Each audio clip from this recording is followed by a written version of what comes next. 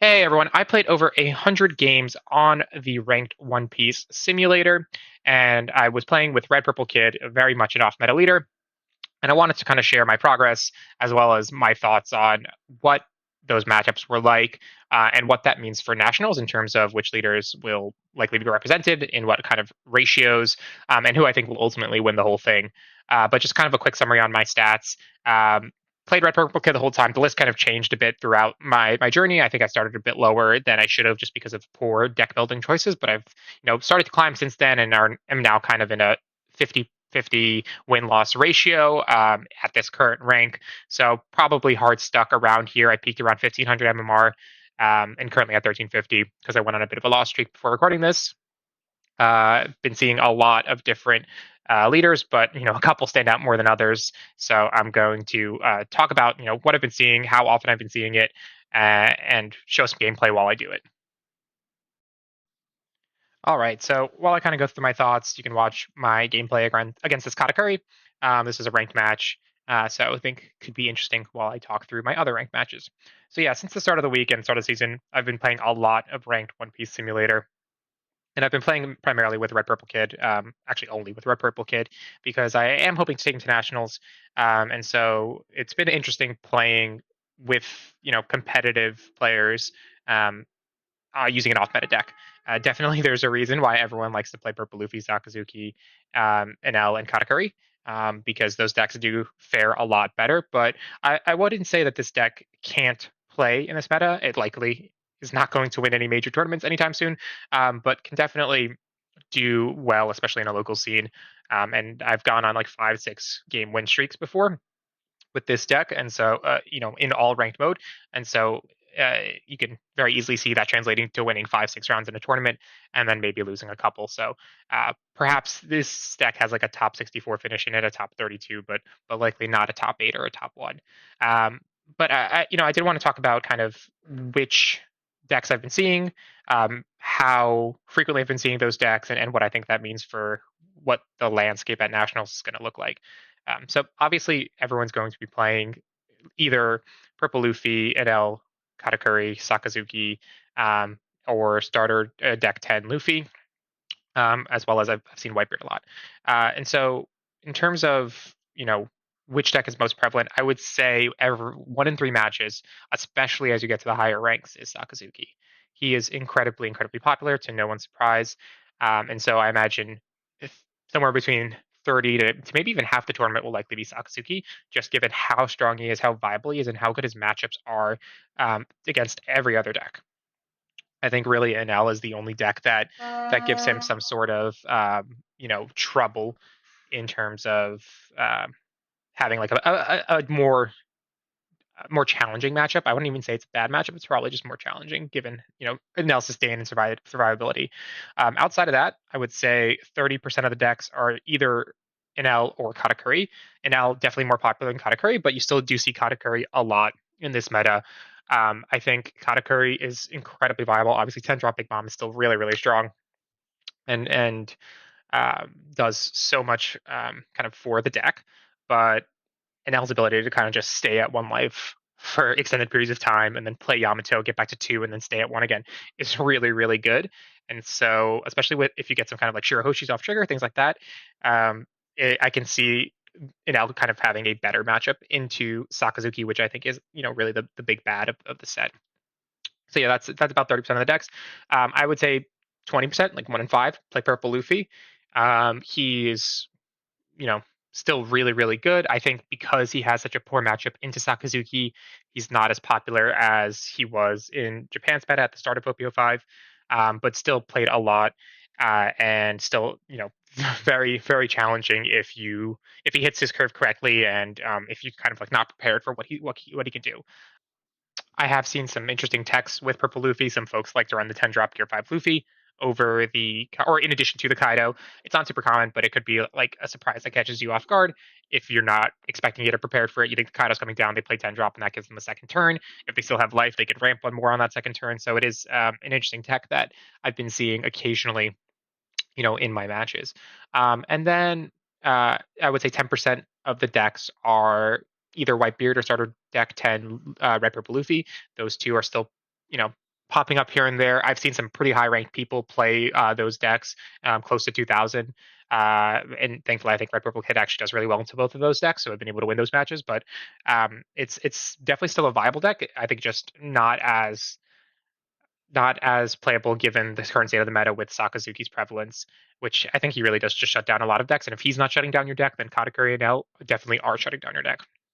So it is pretty challenging to play something that's not one of those decks, given the current state of the meta. But I do see those starter deck 10 Luffy's and Whitebeards pretty often. And then I would say 10% of people play something random like me. So I'm playing Red Purple Kid. I've seen a Kuro. I've seen a Queen, Zoro occasionally. So there are other people who are trying to climb competitively with decks that are not as prevalent. I've ran out of my Katakuri match, so we're going to switch to a different match here. This is going to be one versus Sakazuki going on. I think this is, a great segue to talk about what my matchups are like as Red Purple Kid and how I think other decks might be able to play into these matches. I'll start with Sakazuki since he's going on right now, but that is by far the toughest matchup I have, and I think that's the case for a lot of decks. Sakazuki is just so good. Between his on-play removal, between his ability to cycle resources, between his ability to get resources back out of his trash via Rebecca, KO prevention via Borsellino and Sabo. I mean, he just really has so much going for him. It's really hard to figure out what the optimal play strategy is against him. And I've done a couple of things. I've tried two ways, and I don't know which is more successful. And maybe this is something you can kind of think about as you play your decks and your leaders and understand the strengths of your decks. But I think there's really two avenues of play against Sakazuki. There's the beatdown rush avenue where if you just get him to zero life quick enough, he has to expend so much resources on defense. He has to counter out. Um, and so you just rush. Everything has rush, and hope that you win before he's able to um, bring you down to zero. Which that I think in theory, makes a lot of sense. But in practice, what ends up happening is that he's only able to find 2K counters. He has so many blockers that a lot of your attacks are kind of useless. Unless you can first remove those blockers, which fortunately, no, you really can't unless you have like a top knot, or maybe you happen to be playing green and it can just rest as blockers, or you're also playing Sakazuki or another blue deck and you can bottom deck them.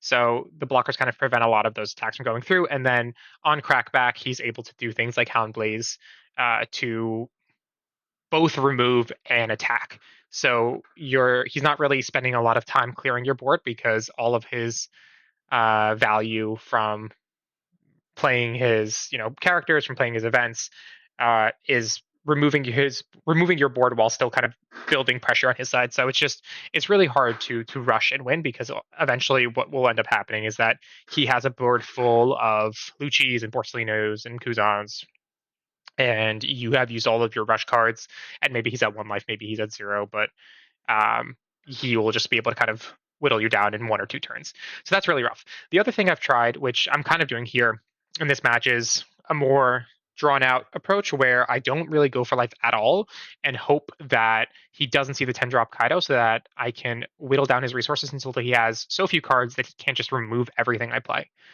which I think also makes sense. The problem with this strategy is 10 drop Kaido is a thing, and so plenty of games I would have won. And then with 3 life left, he plays 10 drop Kaido, and at that point, I just can't survive the pressure of that body. And he has too much life to rush him down, even though he had a few cards before that, but now he has like a full hand again. So it's not an optimal strategy. It's really rough. But I'm kind of in between now, where I will clear his board when I can to try to pressure cards out of his hand. I will sometimes withhold attacks if I know he's just going to pick up the life, because I don't want to give him that extra resource, and I'm hoping to do like a bigger attack next turn. There's a couple of things I'm trying, but all in all, I think I maybe win like 1 out of every 4, 1 out of every 5 games against Sakazuki right now. So I'm very concerned about this matchup. I don't have a clear answer. The list I've used against this leader is changing constantly. I will say that Nico Robin's a really good card in this matchup. It helps you kill Rebecca very cheaply. It can also be used against Mancherry if Mancherry's hiding behind a bunch of blockers. And so it's like a really nice punish. Kaido is good and also not good because of Borsellino. If Borsellino is not on the board, if Sabo's not on the board, Kaido's amazing. Um, because you can just remove things. But with those two on the board, they can't be KO'd, and then Kaido just kind of feels bad unless they're turned sideways, and then you can like rush into them with Kaido. So I don't know. It's not a great matchup. I'm still figuring it out. But I think that is the toughest matchup, and really, those are the two strategies I think you can take against Sakazuki, and it just depends like what the strengths of your deck are. So my deck has both. I have the rush, and then I have a lot of counter events, so I'm able to protect myself and then draw more via Queen, via Nami, and so I'm kind of comfortable not taking life for a long period of time because I have a massive hand. As you can kind of see here, I'm holding like 10 cards while he has two. So yeah, that's really the thought process there. In terms of other matchups, there's obviously Enel and Katakuri. They're going to pop in a lot, and I think I am pretty favored for those matchups. I think if I played 10 games against either of those leaders, I would likely win six, and I would say probably two of those losses would just come down to bad triggers. They get a base off last life. They get Thunderbolt. They all these things that kind of it's pretty hard to play around. Like you can't really play around a beige in the last life if you have to go to for game that turn. You can't play around a Thunderbolt that kills your tempo if you had to play the card before. So, in that sense, I think some losses against those leaders are unavoidable. And then I think two are probably just the person being better than me, me drawing like a non optimal starting hand and not knowing how to play it well, them having a really good starting hand, me not adapting, like that kind of stuff. But overall, I think like I have a 60% win rate against those leaders, which is pretty fair. Um, I play a little. I mean, I generally play the same for both in terms of my aggression. Like I'm trying to get them down to zero life as soon as possible. But I guess the main difference is for Enel, I'm going first because I don't want him to get that Kadatsu curve because it just lets him pretty much destroy anything I play on that turn. I'll be at 3 or 4 life. So if I play anything, it's more or less gone. So I prefer to keep him at 4 Don, and then use those turns to build up some presence on my board. And then for Katakuri, I go second, so he can't get Big Bomb on curve. That's kind of the main thing. Um, and then the only other difference is with Enel when he's at 1 life, and if I can't get him to zero, I just go for board instead of going for life. Clear his board a little bit because if you go for life, he can refresh that life for essentially free, and then he can also get a really good trigger off that life that just ruins your game. So better not to poke at life unless it's a turn where you can get to kind of where you can get him to zero. But yeah, those matchups I think are pretty winnable for Red Purple Kid. Um, Sometimes they just kind of draw two good cards, and there's not much you could do. Like I've had on sim rank sim, I've had Katakuri play 3 big bombs in a row. I've had an NL play 3 Yamatos in a row. I get back to 2 life every single turn, and you kill one, another one comes up. And so you can't really compete with that. Most decks can't anyways, unless you have like a 10 drop Kuzan on the board and you're just removing them for free. So uh, in that sense, like if it gets to that point, it's kind of unwinnable. And I try to play these games very quickly so that it hopefully doesn't get to that point. And they're kind of forced to counter out aggressively very early. But yeah, those matchups I think are a lot better than Sakazuki. And then the other big matchup is obviously Purple Luffy. I see him a lot. I typically go second into Purple Luffy because I think they like to go first anyways. I like to play Sanji so that I can get some good swings in early. And I think the main kind of tactic there is just be prepared for that 9 drop Kaido, be able to survive it. I know that it's coming. I know that it'll pop a 5 cost, and so I'll leave Don up for Radical Beam.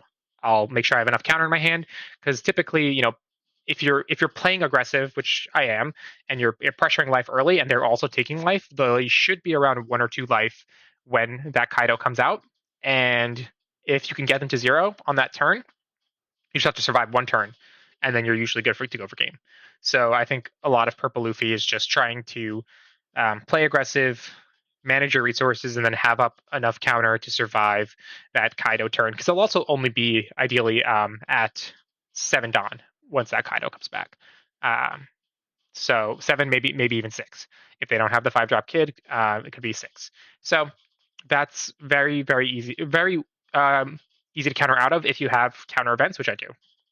And if you don't, just kind of holding 2Ks, holding up blockers, things like that, playing blockers on that turn.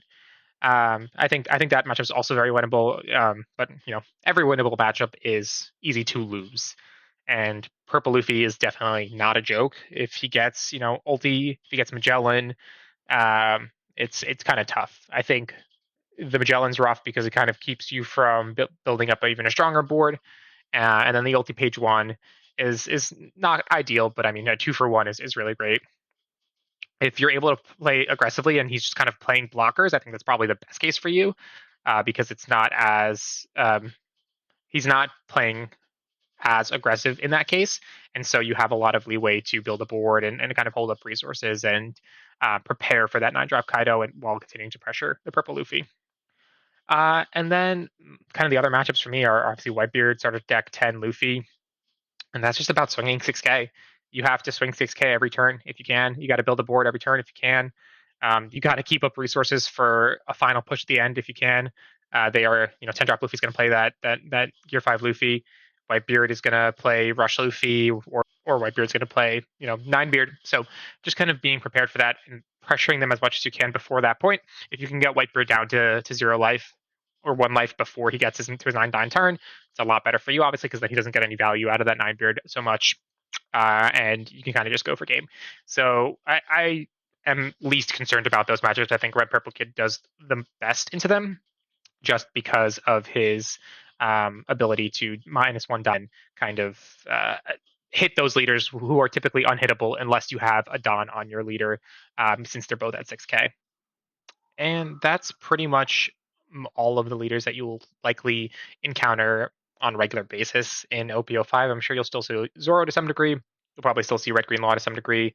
And I'm sure folks will play other leaders that are kind of their passion projects that they've been enjoying, and they've maybe found some way to make them viable, to some degree. But I think those are the main ones, and those are the matches I've been having and winning and losing and struggling with. I think, without Sakazuki in the meta, this deck would, and I personally would probably be performing a lot better. But ultimately, I still have not cracked the best way to deal with him and the best way to, make that matchup a little bit more winnable. It doesn't need to be winnable every time, but if I can get that ratio up a little higher and maybe win like 1 out of every 3, that makes this deck a lot more viable because then it gives me, more options to play with. And I'm still also fine tuning the deck. The current list, has Nico Robin, has 9-drop Kaido. I like those cards a lot. I think they've been doing really well for me. I have some jet pistols in there, and I think there's room to tweak. I think there are other cards that are definitely still interesting, and I haven't fully cracked what the final list is going to be. But I am playing in Eggman's 256 person tournament tomorrow. I will stream my matches, so if you're following me, be sure to check me out on Twitch and check out that stream. Hopefully, there will be a lot of kind of live learnings that I get there, and I'm, as we speak, figuring out what that final list is going to look like before I submit it. There may be a couple of tweaks I make based off of some of the difficulties that I've been having on the ranked sim. But I'm really excited for that tournament. I don't think I'm going to win. I think a Sakazuki will take me down. I think I'll probably even lose to like an Enel or Katakuri just off some bad luck. So I definitely don't think I'm going all the way, but hopefully I can sneak into top 16 and get into the video, so Eggman can kind of critique my list once more live on his channel. But yeah, I think it'll be really fun. It'll be a really good practice going into Nats, and hopefully I kind of get to a place where the list feels more playable into every matchup and not kind of like an auto lose as soon as you see Sakazuki, which is kind of where it is now. I think it's not an auto lose. Like I do win against Sakazuki. I wouldn't be at a 51, 52% win rate if every single Sakazuki beat me. I would definitely be going to be a lot lower. But um, it is pretty close to it. I think it's like 1 in 5 is a win. But yeah, that's kind of my thoughts on nationals. And in terms of who do I think is going to win? I actually, despite how strong Sakazuki is, I don't know if he's going to take the top spot. I feel like across all of those rounds, across all of those matches, someone playing Enel is a lot more likely to win that top spot. Sakazuki is a super consistent deck because of the cycling, but I do think that one problem that Sakazuki players are going to have is in mirror matches. Obviously, in a card game, there is an element of luck to every match you play to some degree, and I think that's kind of most prevalent in mirror matches where who wins the dice roll matters a lot, who gets the combo first matters a lot, who sees the resources more matters a lot. because you're playing the same deck in the same style, and so there isn't a lot of counterplay. It's more of just about who sees what first and who sees more of it. And I think because 30, 40, maybe even 50% of the tournament is going to be Sakazuki, there's going to be a lot of good players who may lose just because they got unlucky in a mirror match. And other players are going to move forward who are maybe not the better Sakazuki players, but just got the better hand. And Enel, who kind of can is more forgiving to a lot of players because you are so survivable. So even if you're not making the best plays, even if someone's kind of outplaying you, you can kind of drag the game out long enough to take a win. I think that kind of deck will do a lot better in this long format tournament and probably take the number one spot.